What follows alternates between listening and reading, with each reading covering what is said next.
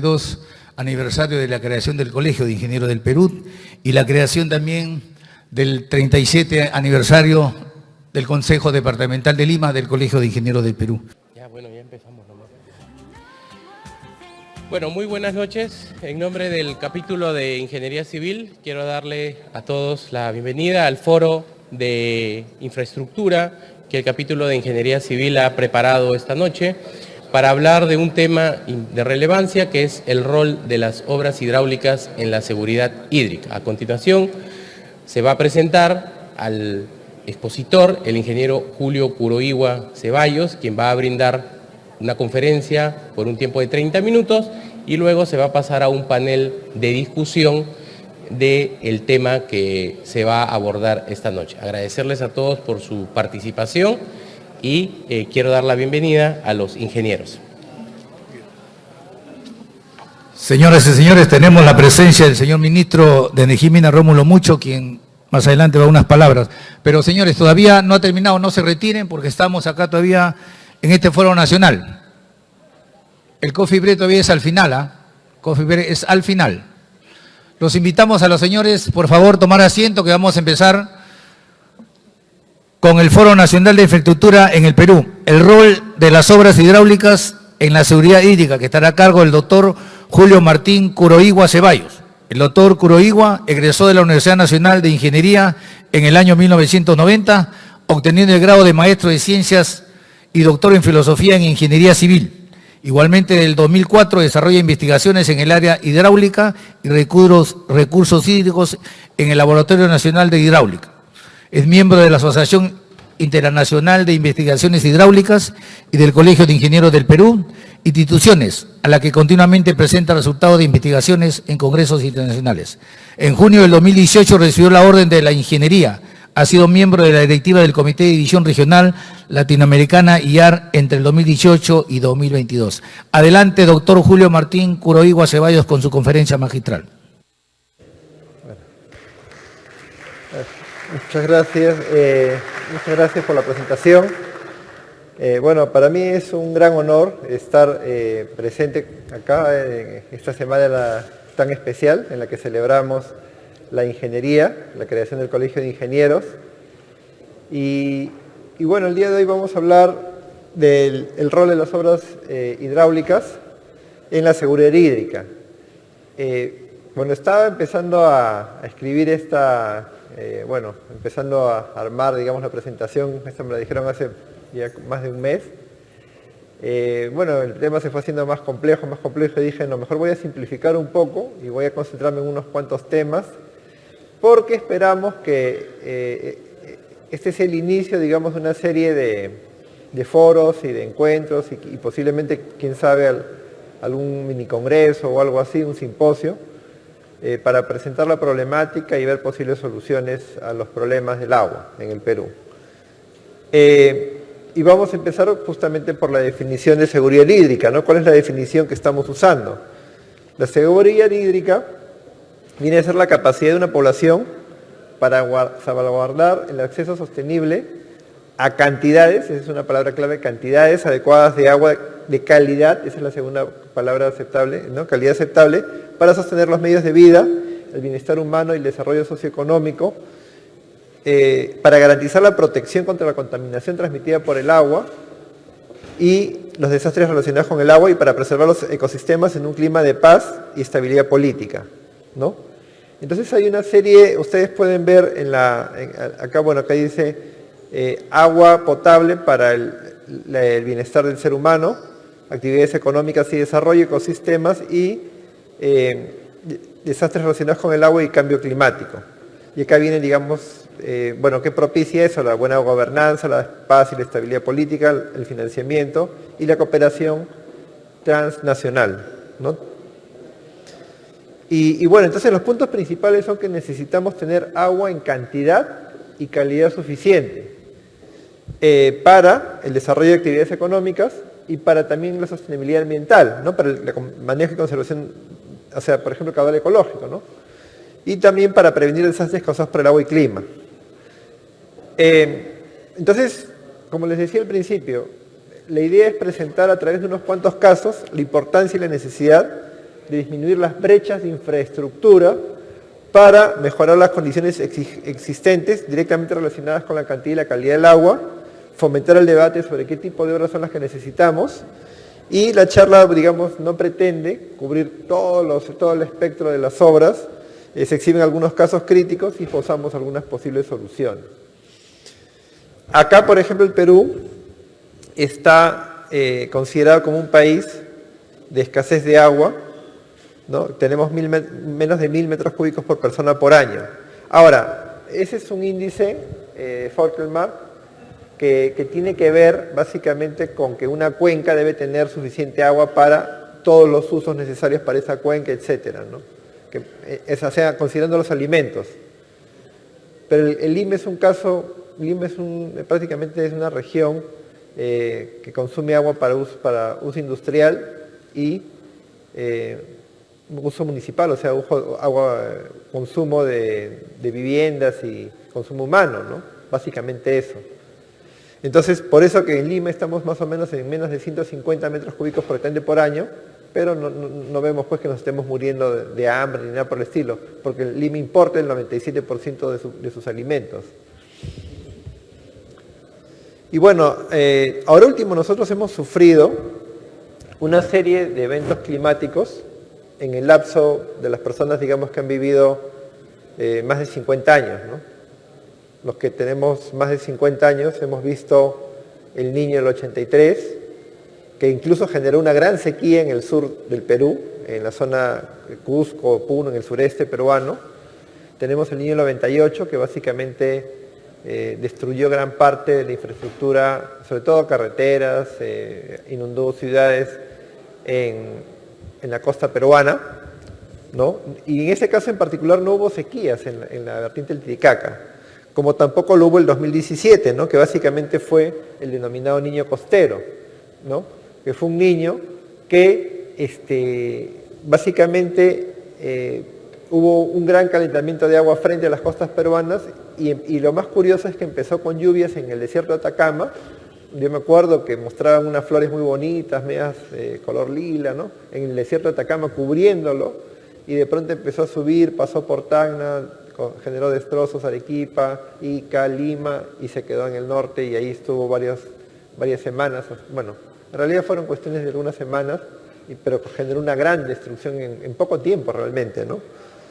Y el ciclón Yaku, bueno, en el 2023 fue algo muy raro. Este ciclón generó lluvias básicamente en la costa, un poco al sur, en Ica, Lima, Ancash, de todas maneras, en Lambayeque, en La Libertad, Lambayeque, Piura. Y bueno, y en Tumbes no se sintió mucho realmente porque ya había habido un evento más, porque bueno, ahí llueve, ¿no? De todas maneras. Ahí no se sintió tanto la diferencia. Y tenemos pues imágenes satelitales que están, estas imágenes, por ejemplo, están disponibles, estas fueron tomadas por el CONIDA, ¿no? Y ahí se puede ver claramente las inundaciones que han ocurrido en varios lugares del Perú y fueron registradas fotográficamente, pero igual, o sea, hasta en Google Earth salen porque, aunque pasen varios meses, como eso pasó en un poco tiempo, las huellas han quedado ahí y sabemos qué fue lo que ocurrió en cada lugar. Bueno, acá les quiero mostrar cómo era el nevado Yanamarey el año 82, ¿no? Estas fotos han sido tomadas por el ingeniero geólogo Benjamín Morales Arnao, ¿no? En varios diferentes momentos.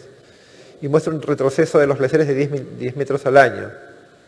Ese es el 97, pueden ver que ya, bueno, empieza, y luego el 2005 ya empieza a retroceder. Yo he estado en algunas cuencas o sea, en algunas subcuencas en la Cordillera Blanca y he podido apreciar, yo me he paseado por un campo lleno de flores, un bosque muy bonito, a más de 4.300 metros.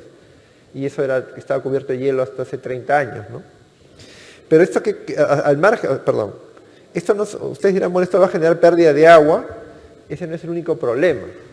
El problema es que hay mineral que estaba cubierto por el glaciar. Tenían capas de varios metros. Entonces, cuando no hay esa capa de hielo y de nieve, entonces el agua, el sol empieza a generar, y el oxígeno empieza a generar oxidación, ¿no? Y empieza a descomponerse, las rocas empiezan a descomponer y generan un drenaje ácido, un drenaje generan un drenaje ácido que eso genera problemas en una serie de subcuencas. Por ejemplo, miren, acá tenemos, este es el río Negro o el río Olleros, donde incluso había una estación hidrométrica de Electroperú. ¿Y qué ha pasado? Que, bueno, esa estación la desactivaron y después nos dimos cuenta porque la gente no lava su ropa en ese río porque sale más sucia de la que entra, porque las rocas ustedes pueden ver, tiene un color amarillento, ¿no? Pueden ver que es un color amarillo. Y parece que también el pH bajó mucho, ¿no? El pH disminuyó significativamente y estábamos con un agua muy ácida que puede generar problemas en las hidroeléctricas, ¿no? Bueno, y también tenemos otros problemas, miren, este es un tema que ya el día domingo apareció una foto similar a esta, apareció una foto similar a esta, en el Día del Comercio. ¿Qué está ocurriendo en la selva? Bueno, se está destruyendo a ritmos acelerados, ¿no? Porque son gente que entra de manera informal, ilegal, con camiones que no, digamos, entran de manera no autorizada y generan no solamente la destrucción del medio ambiente, y de hecho ese paso hay ciertos políticos que se preocupan, ¿no?, de la minería formal, la que genera ingresos, la que paga impuestos, y no se ocupan de estos problemas que generan un daño al ecosistema que no sé si será reversible, yo creo que no, y dejan pozas de mercurio, y el problema es tal que incluso si uno consume 4 peces, 4 dorados del río Madre de Dios, y está superando el máximo consumo como puede tener de mercurio en el sistema sin enfermarse, imagínense. Y eso es porque, bueno, se incorpora metilmercurio en el fondo y, bueno, aflora y ya estamos con serios problemas, ¿no? Bueno, vamos a hablar ahora del tema de la capacidad de almacenamiento que se está disminuyendo en varios embalses en el Perú. Vamos a hablar de Poechos. No sé si ustedes han escuchado hablar de este señor, Hans Albert Einstein. Él fue un ingeniero civil muy famoso en Estados Unidos, profesor de la Universidad de Berkeley, y bueno, experto en semientología, ¿no?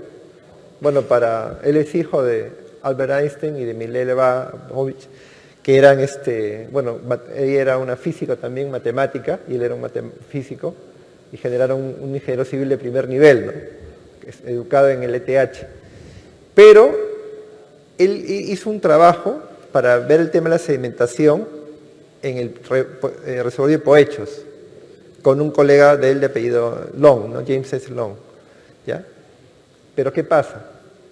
Y acá viene el tema de los datos. Entre 1925 y 1983 no hubo un fenómeno del Niño extremadamente intenso. Y la serie que usó él fue una serie muy corta, ¿no? Entonces, era el mejor sedimentólogo. Hay un premio que lleva su nombre en la Asociación Americana de Ingenieros Civiles, pero no tenía manera de saber que cuando iba a haber un fenómeno del Niño, el reservorio se iba a llenar. O sea, en cada uno de estos eventos extremos, y no tan extremos, ese reservorio se llena de sedimentos. Al punto que estamos ahorita, al más o menos, en el 40%, 30 y tantos por ciento de capacidad, y cuando todo este reservorio se llene de sedimentos, ya no va a haber capacidad de almacenamiento, e incluso a veces cuando había, digamos, una emergencia, y acá tiene que haber un tema de posible aumento de precipitación por cambio climático, no va a haber manera de bajar el reservorio porque va a estar lleno, y posiblemente eso ponga en peligro a la ciudad de Sullana y todas las demás ciudades que están a lo largo del río Chira hasta la desembocadura. Entonces ahí hay una serie de problemas. Bueno, yo conversé con un ingeniero de Poiri, una empresa suiza, ¿no? Y él me comentó que en Ecuador habían hecho un desarrollo conceptual para construir presas que después puedan remover los sedimentos. Eso no se ha aplicado en el Perú hasta ahora, y ni siquiera en Ecuador, porque esto es algo conceptual, ¿no? Esto es algo conceptual. Esta es la central hidroeléctrica Paute-Cardenillo. Y ustedes pueden ver, bueno, acá está el esquema, se puede hacer por arriba, luego por el centro, y luego abajo tiene compuertas. De tal manera que, en teoría, se podría remover todos los sedimentos. Eso habría que, digamos, hacer algún tipo de experimentación, porque, bueno, hay un tema de riesgos. Pero eso permitiría disminuir digamos, de sedimentos y luego volver a acercarnos nuevamente al cauce normal y de repente ya con maquinaria terminar de remover lo demás, ¿no? Podría ser una solución para este tipo para futuros proyectos. Ahora, lo mismo está pasando en otros embalses que se han construido en el Perú, ¿no? Se están llenando de sedimentos. ¿Cómo vamos a hacer para ponerlos, digamos, para recuperar la capacidad? No sé, de repente si es que se descubre que están llenos de oro o algún mineral que valga la pena, no lo sé. Pero por lo menos en los futuros. Bueno, ese es el caso de Lima. Ahora, ese es el caso, digamos, una afectación al uso agrícola en el norte y en otros lugares donde hay presas, ¿no? Donde hay reservorios. Bueno, Lima, básicamente nosotros estamos en un momento en el que uno dice, bueno, de repente el agua que no se utiliza en el agro, después se puede utilizar digamos, abastecer de agua a la ciudad, digamos, a la población y a los usos industriales. Bueno, la verdad es que nosotros, el 97% de los alimentos vienen de otro lugar. Y el valle ya está prácticamente el valle de Lima en sí, el del río Rima, que ha desaparecido. Queda el Chillón, queda el Lurín, queda muy poco, ¿no? Entonces, ahorita estamos en la siguiente situación. El caudal del río Rímac en promedio en temporada de estiaje trae 20 metros cúbicos por segundo y a veces baja hasta 15, algunos años baja hasta 15. El Chillón en estiaje trae entre 2 y 5 metros cúbicos por segundo, el Lurín 2, pero en realidad ni siquiera llega hasta la parte baja, ¿no? Y la demanda, estamos hablando de 35 metros cúbicos por segundo, aproximadamente, no estamos hablando de números gruesos. Ahora, acá hay otro tema, acá hay un tema social. Esta semana ha habido una serie de debates que estaban diciendo que nos van a cobrar mucho más por el agua potable. Bueno, la verdad, yo pienso que si nos cobran el doble, bueno, tendremos que pagar porque en este momento, en Lima, solamente en Lima hay 700.000 personas que no tienen conexión al agua municipal, ¿no? Y bueno, viven en condiciones que les llega un camión cisterna con agua de mala calidad y pagan un montón de dinero. Ahora vamos a ver los costos, ¿no? Y se abastecen, bueno, de camiones cisterna, el vecino, un pilón público, y bueno, 700.000 en Lima y 2.7 millones en el Perú, ¿no? Pero estamos ahorita hablando del caso de Lima, que bueno, es un caso más patente, ¿ya?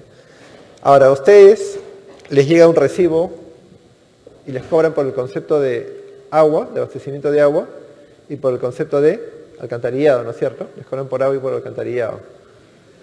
Y bueno, esa es una tarifa escalonada, lo cual es muy justo porque el que consume hasta 10 metros cúbicos por segundo, por ejemplo, paga entre agua y alcantarillado 1.77 soles, ¿no? Hasta 20 metros cúbicos, bueno, de 10 a 20 paga, ¿no? Y este es el subsidiado y el no subsidiado, bueno, perdón, claro, paga 2.3, ¿no? Pero digamos ya, yendo a números redondos y resumiendo, digamos que varían desde 50 centavos de dólar hasta $2 para viviendas con conexión al sistema municipal.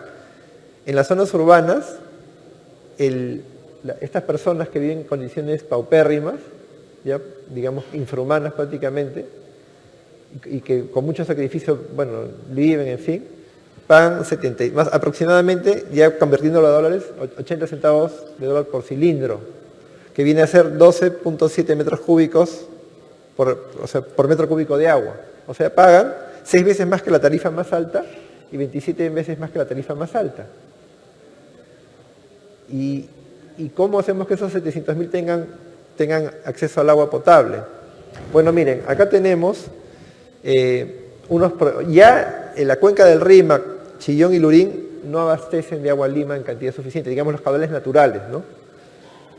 Acá tenemos estos proyectos de marca, o sea, ¿por qué se ponen estas cuencas que le llaman Chirilú, Chillón, Rímac, Lurín, con esta parte alta del río Mantaro? Porque acá tenemos estos proyectos, bueno, marca 1, 3 y 4 y marca 5 y 2, que han sido ejecutados y que permiten el trasvase, bueno, de más de 5 metros cúbicos por segundo a la cuenca del río Rímac, sobre todo a la cuenca del río Rímac, ¿ok? Y tenemos estos otros proyectos, el 4 y el 5 y el 2 que no han sido ejecutados, que son estos que están en la parte sur, ¿no?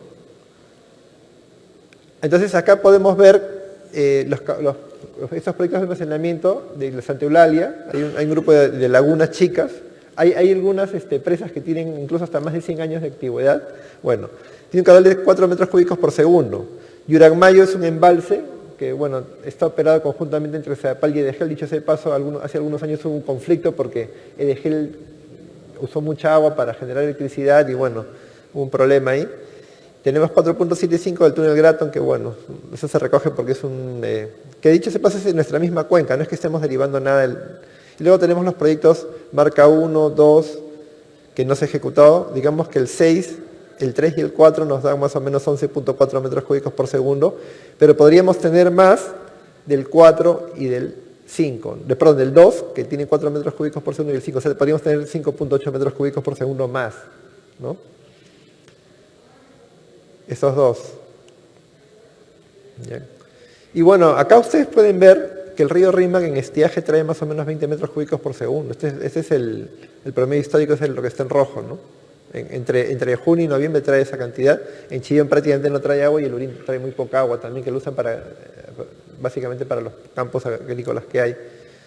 Y como les decía, el uso total, estamos hablando de 35 más o menos metros cúbicos por segundo y tenemos aproximadamente un poco menos que esa cantidad. Pero claro, en el promedio anual hay mayor uso, de repente en verano y todo, como que bueno, estamos todavía, pero estamos ahí, estamos con las justas. Y con 700.000 personas que no tienen acceso al agua potable. Entonces, bueno, ese es uno de los proyectos el Marca 2, el Huascacocha, ¿no? Que es el último que se ha ejecutado en 2012, y hay una serie de obras hidráulicas como, bueno, el sifón 1, túnel, sifón 2, túnel, sifón 3, y eso entra a Marca 3 y de ahí sale hacia nosotros, ¿no? Eso ya está conectado con el sistema nuestro, y hay una estación de bombeo, ¿no? que bueno, recibe todo este caudal y lo eleva y lo pasa.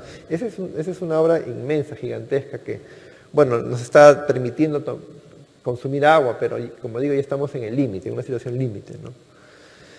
Ahora, ¿cómo podemos complementar esa solución?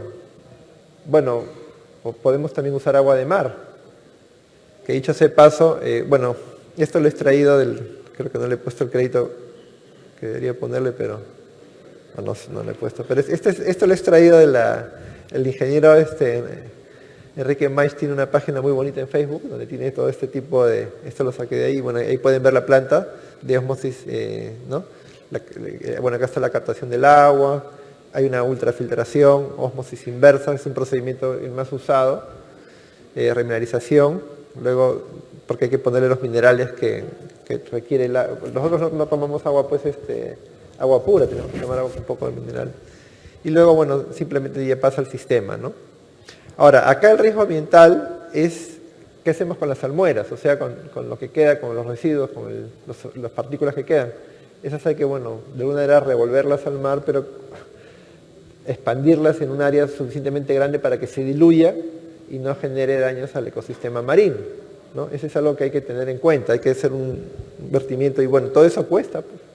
Todo eso tiene un costo que habría que asumir y tenemos que asumirlo los usuarios, ¿no? Bueno, vamos a ver el tema de calidad de agua. Otra manera es también, no solamente, digamos, tener más agua importada de la cuenca del Mantaro, sino también reusar el agua para riego, por ejemplo, ¿no? No vamos a estar generando agua potable que es cara para después regar el jardín. Bueno, felizmente que hace muchos años, hace 1000 años, los Ichmas continuaron una obra empezada por los Huaris, que es el río Surco, que, bueno, abastece de agua a varios parques, incluso la Universidad Ricardo Palma es uno de los usuarios también, ¿no? Y así. Pero acá, por ejemplo, tenemos un relave Tamboraque que podría generar un riesgo futuro. Bueno, está muy cerca al Rímac y la gente eso hace que se ponga nerviosa, hay unas defensas ribereñas. Ahí hay bueno, aparte de eso se está también trasladando a otro lugar también, ¿no? Y bueno, esas aguas,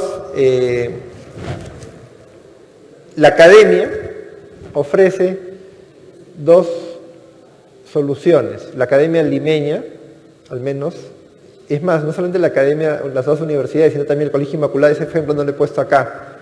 Pero la UNI, por ejemplo, tiene una planta de tratamiento que es un reactor anaeróbico de flujo ascendente, ¿no?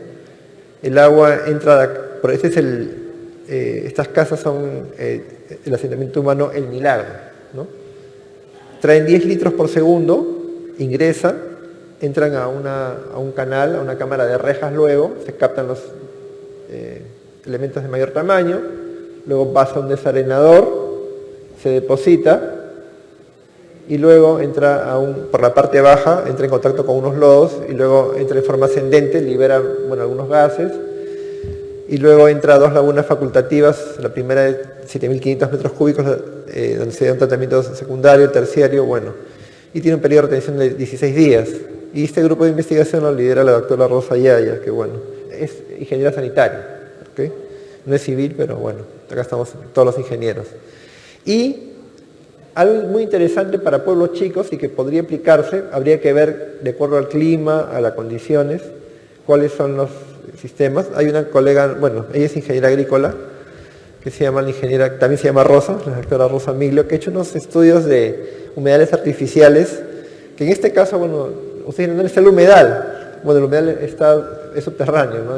Hay una cama de grava, sobre esa se siembran las especies que absorben, generan un proceso de absorción de contaminantes.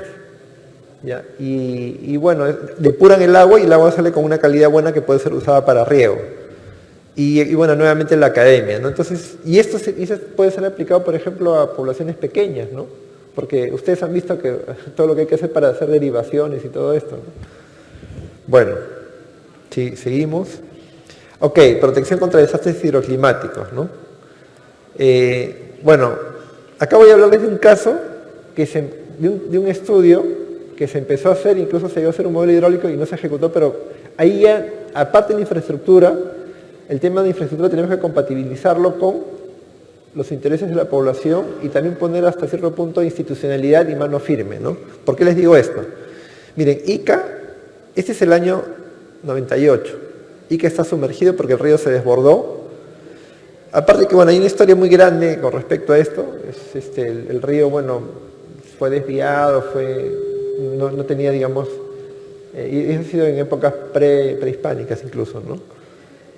El asunto es que no tiene una caja suficiente, también había un proceso de sedimentación, el agua se sale por todos lados, y dicen, ¿qué podemos hacer?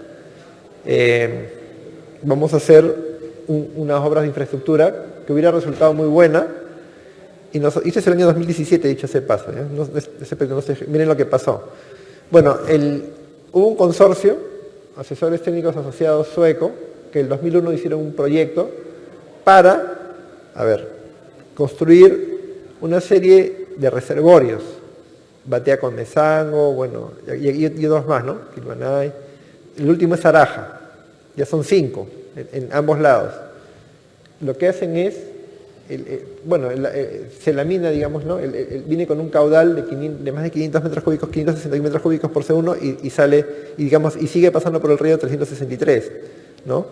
Entonces, eso disminuye el pico y permite que el agua pase por la caja que tiene. Pero ¿qué pasó? Miren, acá incluso en el laboratorio hidráulico hicimos este modelo, este es la Batea con Mesango, la toma para poder tomar la cantidad necesaria de agua, este es el 2008. ¿Y qué pasó? Que cuando se empezó a construir Batea con Mesango, llegaron los propietarios con unos papeles que decían que eran de ellos, no permitieron que se les expropie, y es más, se supone que el bien común debe prevalecer sobre, pero así que eso hizo que nuevamente se repitiera la situación en el 2017, ¿no? Y acá es donde tenemos que compatibilizar la infraestructura hidráulica, nuestro conocimiento, con el tema social. Tenemos que resolver los temas sociales. Hay que conversarlos, sentarse, y es más, estas personas que aparecieron con los títulos de propiedad no eran agroexportadores. No eran, digamos, gente que invadió y todo, sino, empezaron a sembrar y en fin. Y hay una tesis en la Católica que está escrita sobre este tema, ¿no? Que estuve leyendo, da para largo. Entonces, la situación actual es la siguiente, y estas son con eso termino. Existen serios problemas en el futuro cercano, ¿no? Lima está al límite, Poechos está llenando de sedimentos, ¿no? Que con el aumento poblacional, encima a Lima han llegado de un momento a otro, digamos en 3 años, más de 1 millón de personas, ¿no? que están viviendo en Lima. Y tenemos una brecha de gente que todavía no tiene servicio de agua, ¿no? Ese es en el caso de Lima. Y en algunos otros casos, en Poechos, estamos teniendo problemas con la disminución en la capacidad de almacenamiento. O sea, tenemos un reservorio que tenía capacidad para 885 millones de metros cúbicos y ahora estamos en menos de 300, ¿no? Ahora, existen soluciones tecnológicas de rápida aplicación, como plantas desalinizadoras. Esto se construye más o menos rápido en comparación a los grandes proyectos, ¿no? Pero se debe tener en cuenta las experiencias anteriores y velar por la disposición final de los residuos. Eso tiene que hacerse de manera adecuada, ¿no? Y bueno, la academia está trabajando en soluciones para depurar aguas residuales, incluso implementando plantas piloto que llevan funcionando varios años y que se debe prestar atención y difundir estos logros académicos, ¿no? Porque yo me imagino que un alcalde de un pueblo chico, que no, o sea, ustedes saben que las EPS a veces lo tiene una ciudad de mediano o gran tamaño o lo tiene la región. Generalmente lo tiene la región porque los pueblos chicos no tienen capacidad, los distritos a veces no tienen capacidad de poder manejar una planta de tratamiento. Pero podrían, por ejemplo, por lo menos, depurar las aguas servidas. Porque ¿qué hacen con las aguas servidas en este momento? Las tiran al canal y eso contamina a sus cultivos y bueno, a sus animales, ¿no? Entonces, bueno, y también, bueno, hay casos en los que existen técnicas que han sido desarrolladas con mucho esfuerzo, ¿no? Por ejemplo, en Ica, ¿no? En Ica se hizo la planificación, se hizo un consorcio internacional para poder atender las necesidades de nuestros compatriotas y finalmente se frustra porque no hay institucionalidad, ¿no? Entonces la infraestructura también tiene que ir de la mano de la institucionalidad. Y bueno, ustedes habrán dado cuenta, yo solamente me he referido, bueno, dado que era la última charla y teníamos 1 hora entre la exposición y me he concentrado en unos cuantos puntos nada más, ¿no? Tampoco quiero caer pesado, seguramente quieren irse a sus casas o estar en el coffee break. Y bueno, muchas gracias por venir, por quedarse hasta este momento. Y gracias. Y ahora le voy a dar pase al panel para que, bueno, usted nos pueda presentar. Sí.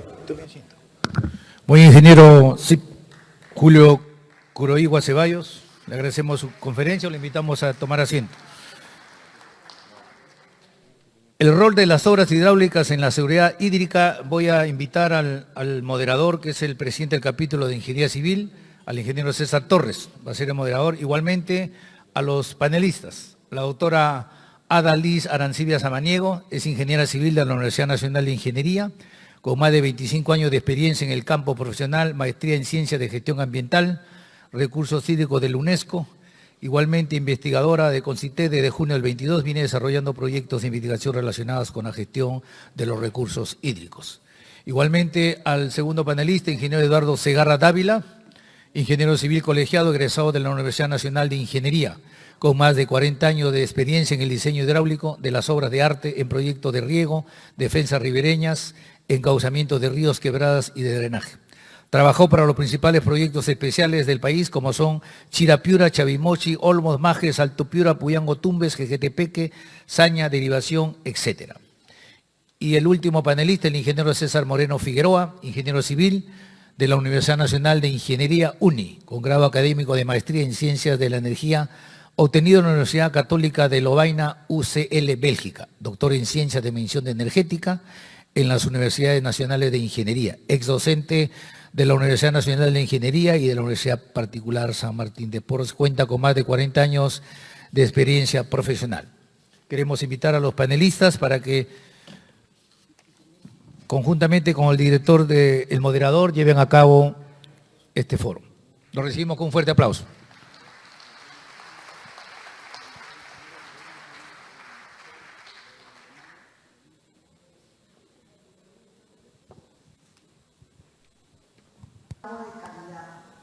Permite el desarrollo económico y el desarrollo de todas las personas para poder hacer su vida normalmente, desarrollarse, y el país, ¿no es cierto? Entonces, necesitamos tener agua en forma sostenible y segura y de calidad. ¿Cómo logramos esto? Hemos visto que hay grandes infraestructuras que nos han permitido desarrollo agroindustrial, minero, abastecimiento de agua para Lima. Y vemos que estamos al límite en Lima. El segundo tema es protegernos contra la contaminación que puede ser transmitida por el agua. Esto quiere decir, tenemos que tener plantas de tratamiento de aguas residuales, ¿no es cierto? Y también tenemos que evitar, cuando haya lluvias, que las lluvias puedan lavar estos contaminantes que pueden quedar en la superficie. Entonces tenemos que tener sistemas de drenaje que puedan cubrir estos temas. Aquí los sistemas urbanos de drenaje sostenibles son una buena opción. Luego tenemos el tema de protegernos contra los desastres relacionados con el agua, eventos climáticos extremos. ¿Sí? Entonces hemos visto en la exposición del doctor Kuroiwa que nos ha explicado las diferentes obras estructurales hidráulicas que han aportado para la seguridad hídrica en nuestro país, ¿no? Y en Lima sobre todo. Pero vamos a detenernos a hablar sobre los reservorios, las presas, ¿no? Que han sido duramente criticadas, sobre todo por los impactos ambientales que generan, los impactos sociales.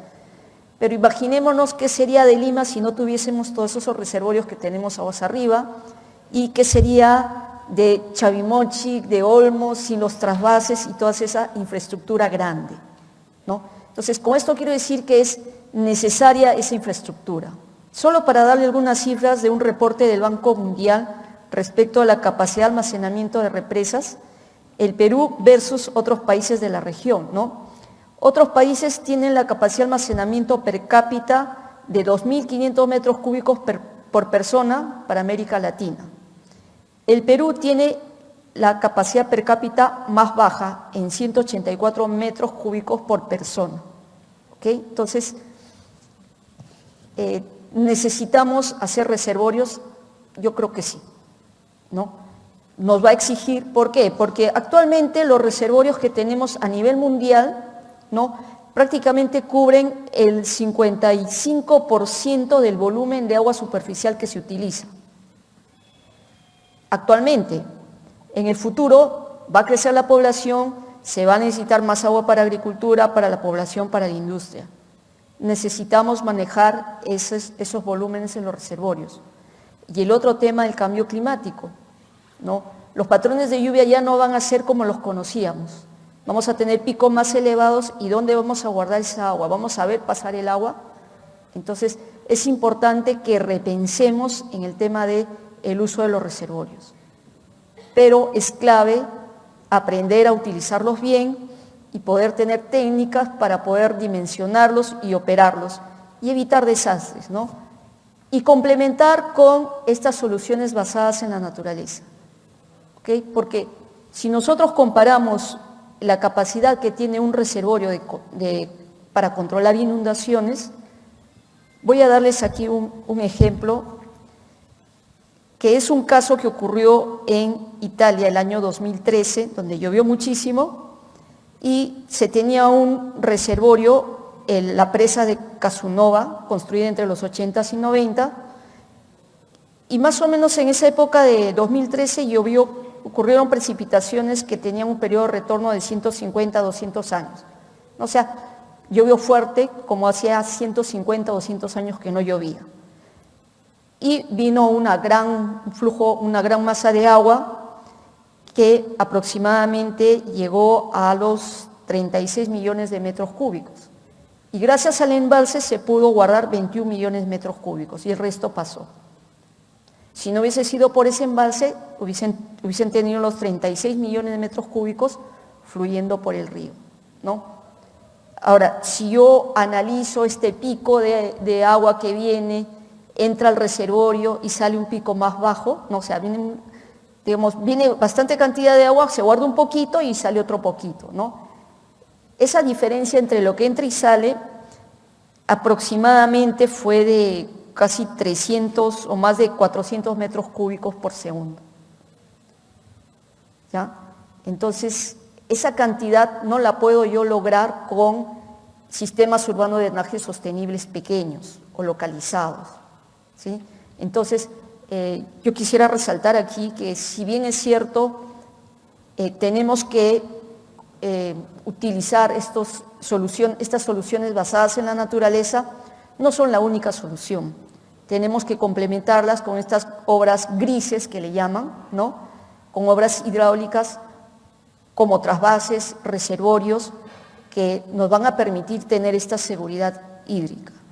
Igual que en la energía eléctrica, ¿no? O sea, no podemos confiarnos solamente en una matriz eléctrica basada solamente en renovables como solares, eólicas, porque son intermitentes y necesitamos siempre de las hidroeléctricas y las térmicas, ¿no? Bueno, eso quería hacer mi aporte. Muchas gracias.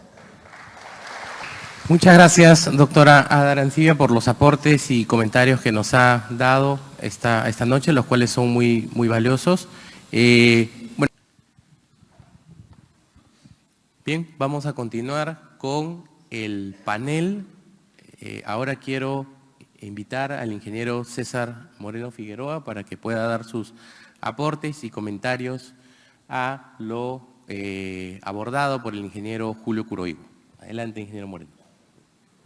Muy bien, buenas noches. Muchas gracias por la oportunidad de aquí una breve palabra sobre la conferencia del ingeniero Julio Curoigo, ¿no? Bueno, en cuanto a los objetivos, me parece el que hay que resaltar de los objetivos que ha puesto en la conferencia es que toca definir el tipo de obras, pero hay que agregar dónde y de qué tamaño, ¿no?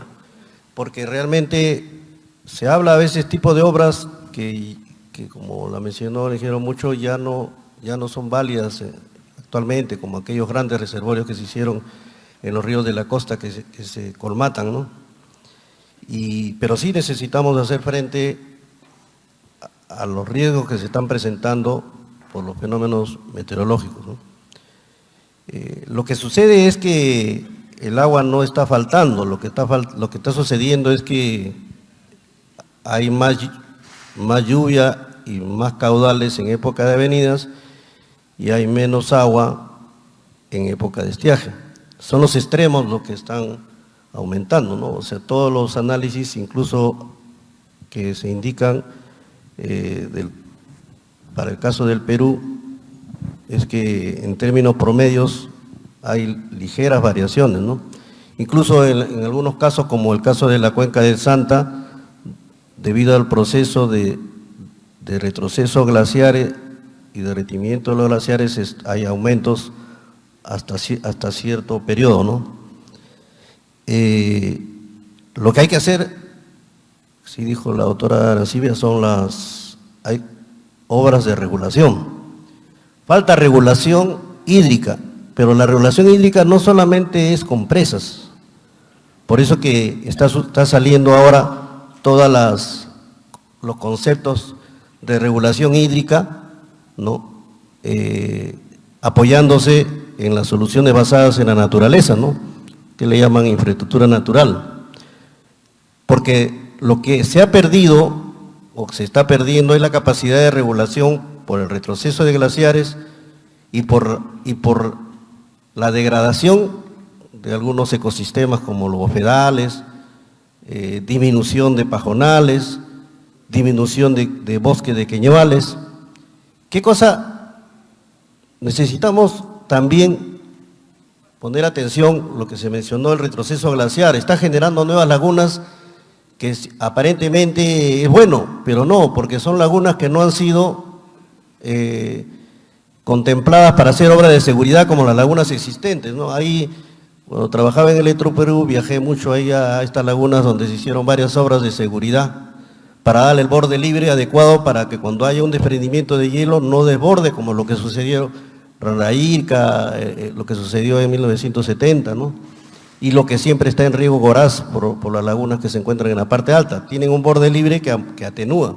Pero estas nuevas lagunas que se están formando, que ya han sido reportadas, no han sido, son riesgo, porque finalmente no tienen el borde libre adecuado. Si viene un desprendimiento, puede generar también lo que sucedió anteriormente. Entonces, es un tema que hay que tener presente como riesgo y obras que hay que, de seguridad, en estas nuevas lagunas que se están formando. Que ya hay una numeración para todas las cordilleras que existen aquí en el Perú, ¿no? Se necesita hacer estas obras de regulación, pero lo que sucede es que hay que hacer obras de regulación, de retención y de infiltración, porque lo que nos enseñaron nuestros antepasados es hacer eso que nosotros no lo hacemos. O sea que nosotros tenemos que preocuparnos porque se infiltre, para que aumente los acuíferos y después alimenten el estiaje. Entonces el tipo de obras que se necesita tiene que tener otro concepto de qué buscamos en cada zona, en cada parte de una cuenca. Entonces hay un tipo de obras para la parte baja, en el valle, hay una parte de obras para la parte media y hay una parte de obras, un tipo de obras para la zona alta, altoandina.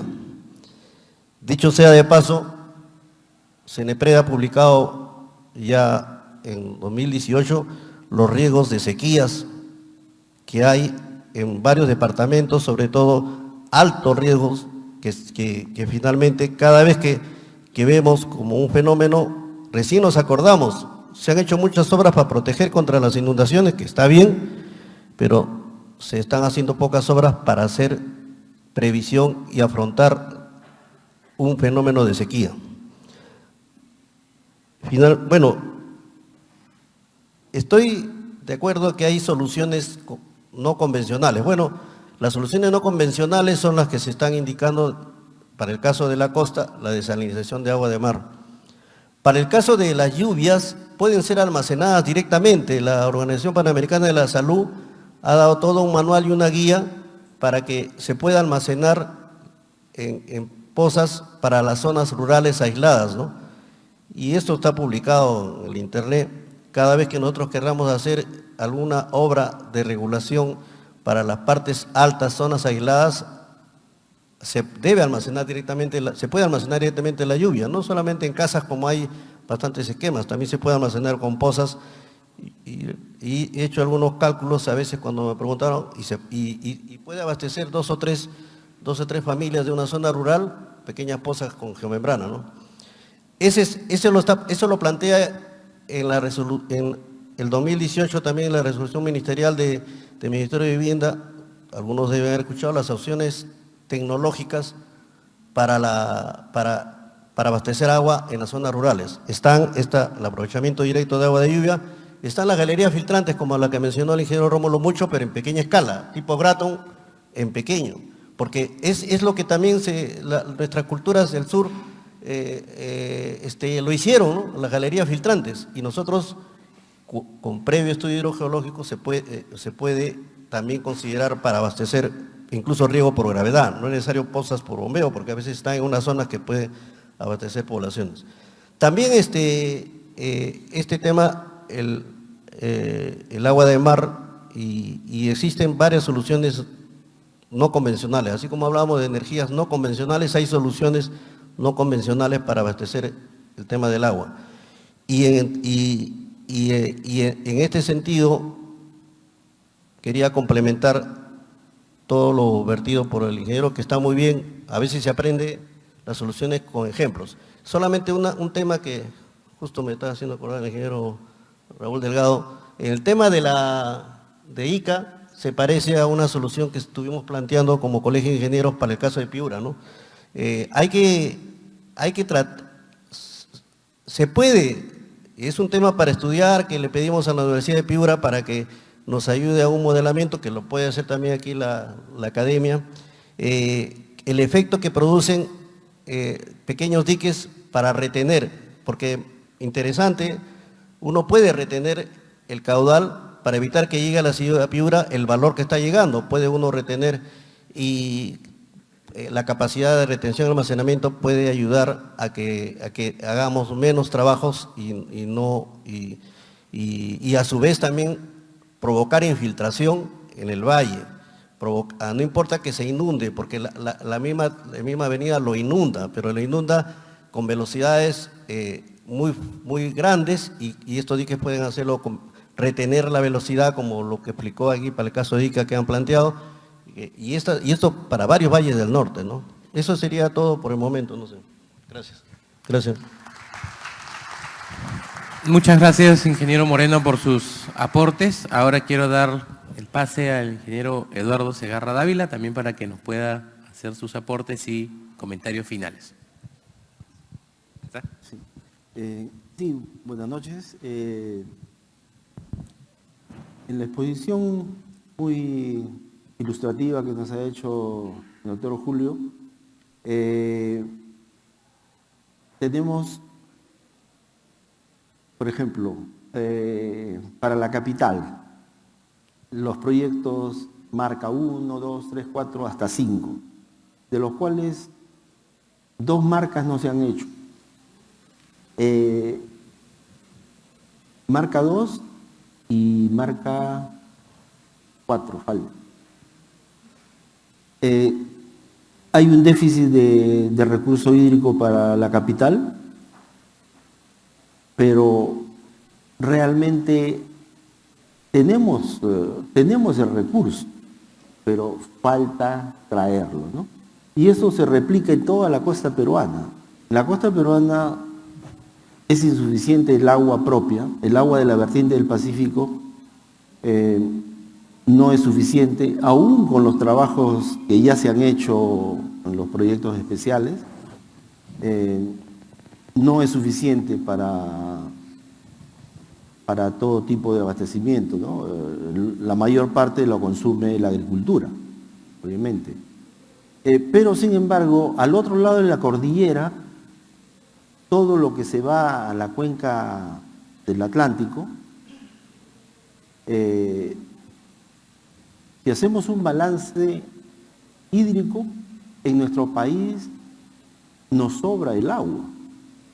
Lo que falta es más infraestructura para atraer a los lugares donde se está haciendo una agricultura de primer nivel, ¿no? Estamos con varios primeros puestos que antes nunca lo teníamos, con la agroexportación, debido a estos proyectos especiales como son Chavimochic, Olmos, etc. Pero sin embargo también un dato importante dio la doctora Ada, de que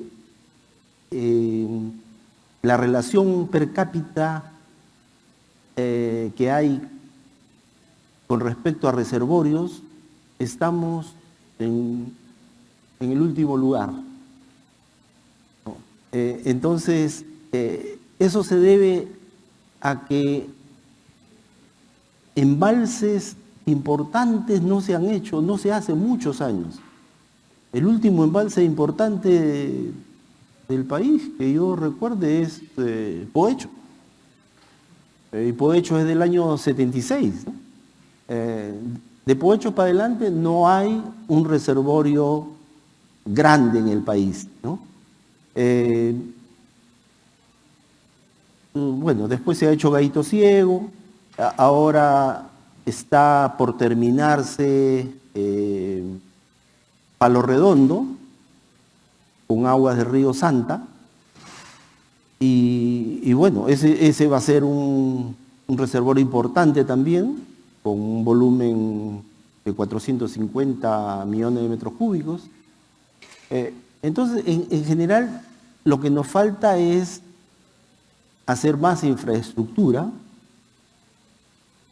y la costa, bueno, tenemos muchas tierras por desarrollar. Retomando nuevamente en el tema de abastecimiento de agua potable, así como hablamos de la desalinización del agua de mar, tenemos unos efluentes importantes. En La Chira, después que hay un pretratamiento antes de botar al mar esas aguas, en promedio salen 10 metros cúbicos, a veces llega hasta 14 metros cúbicos por segundo, que que sale esa agua al mar. Esa agua también podría ser reutilizada, ¿no? Pero no hay ningún proyecto de ese tipo que se haya abordado, al menos que yo sepa. Entonces, el agua es un recurso que, como lo miremos, puede ser escaso o abundante, ¿no? Pero lo cierto es de que hay muchas cosas que se pueden hacer para incrementar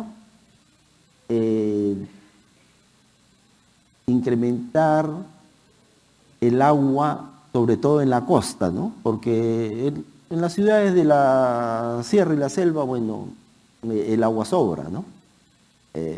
Para la agricultura también, que ahí no hay grandes extensiones de tierras de cultivo como hay en la costa. Entonces, miren, en el desierto de Sechura, con lo que se ha hecho para Olmos, son 38.000 hectáreas nuevas del desierto. Así como eso, hay para replicar por lo menos 10 veces más, o sea, 380. Fácil, hay 500.000 de hectáreas en el desierto de Sechura que se pueden incrementar a la agricultura. También hay buena agua subterránea bajo el Zapayal del desierto de Sechura. Entonces, lo que nos falta es más capacidad, yo diría, de gestión. Bueno, eso está frenado también por la corrupción, la inestabilidad institucional, porque viene desde el Congreso, etcétera, etcétera. No quiero ahondar en esos temas políticos, pero es la verdad, ¿no? Aparte de la informalidad, ¿no?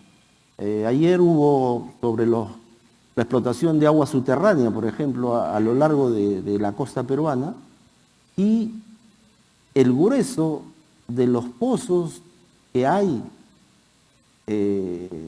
para agua subterránea en el país, de lejos le gana los pozos informales a los formales.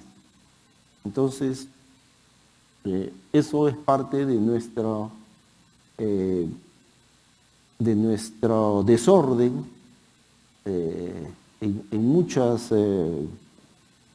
en gran parte de las actividades que se desarrollan pues en un país, ¿no?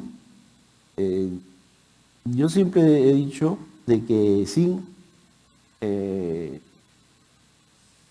ser antiminero, porque necesitamos de todas las riquezas que el país tiene, pero la agricultura es la actividad más noble y es la que demanda más agua, porque la agricultura es para toda la vida. A otras actividades, porque se depreda la pesca, etcétera, o la minería, 20 años, 50 años y terminó, se acabó esa mina, ¿no? Entonces, en cambio, nosotros tenemos un pasado muy rico en el tema agrario. La herencia que tenemos pre-inca, no solo incaica, sino pre-incaica, ahí están. En el norte hay mucho, ¿no? Tenemos el canal Taimi, en Trujillo el canal Amochica, en Ica la Chirana del Inca, etcétera. Estamos por todo el país, hay todavía vestigios y muchos de esos canales se siguen utilizando, ¿no? Por eso siempre digo que la agricultura es para toda la vida. No sé si me he excedido el tiempo, pero muchas gracias por la oportunidad.